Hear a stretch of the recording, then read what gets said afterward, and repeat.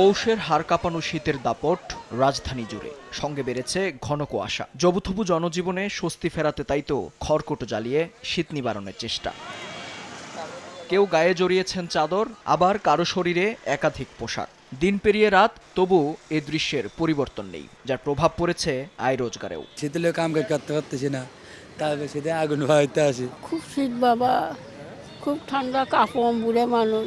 শীত করতেছে ভাই, লাগে আগুনের কাছে হাত পাটে শেক দিতেছি, একটু গরম হলে ভাই গাড়ির যাবো ভাই।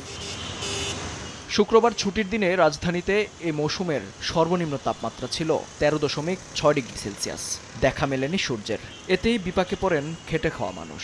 দিনান্তে যাদের পান্তা ফুরোয়, তাদের অবস্থা আরও শোচনীয়। বৃষ্টি মধ্যে পড়েন কি ব্যাপার, কি বৃষ্টি নাকি যে না কুয়াশা পড়তেছে। ঠান্ডালে তো গাড়ি চালাতে না, প্রচুর ঠান্ডা ওরা।